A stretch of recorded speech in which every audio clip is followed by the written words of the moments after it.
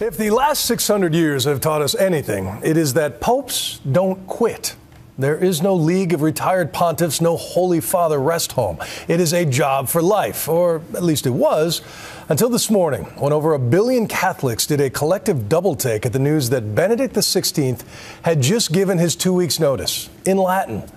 So why now? What does it mean for the Church, and who could possibly replace him? Here's my co-anchor, Terry Moran. It seemed an ordinary rainy Monday in the Vatican, except maybe for that lightning bolt striking St. Peter's. Dominus vobiscum. Pope Benedict XVI gathered a group of cardinals for a small ceremony, the canonization of 3 saints. His bombshell came at the end. In gravescente aetate. He spoke in Latin, the ancient language of the Church. I have come to the certainty, he said, that my strengths due to an advanced age are no longer suited to an adequate exercise of the papacy. I'm surprised, I'm shocked.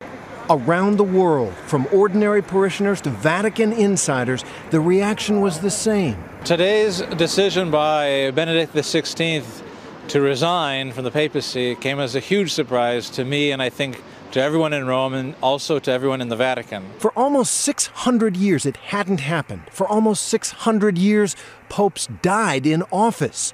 So with this one stroke, Benedict XVI changed history. No one alive has ever seen anything like that happen. And the dynamics of that, I think, are completely unknown.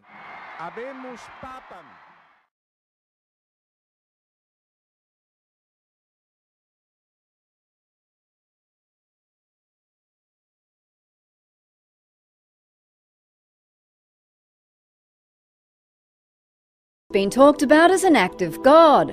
The Vatican, struck by lightning on the same day Pope Benedict XVI shocked his cardinals by announcing his resignation. The frequently stumbling pontiff has long stayed off rumours of deteriorating health. In this instance, he's caught napping during a moment of sanctity while visiting the flock in Malta. Benedict began his reign as Catholicism's mitre-wielding man of cloth in his late 70s.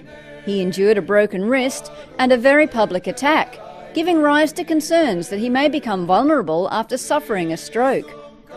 Just recently, and perhaps another sign from God, the pontiff's dove of peace found itself flying solo against a wall.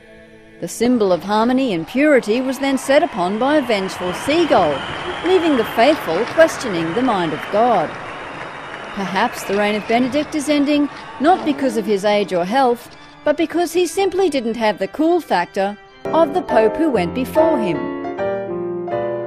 Some extraordinary pictures which came to us from the Vatican on what was, of course, an extraordinary day. Within hours of Pope Benedict announcing that he was to resign, take a look at this. Lightning struck St. Peter's Basilica. You can see it again now in slow motion. Extraordinary. It happened just before 6 o'clock in the evening, local time.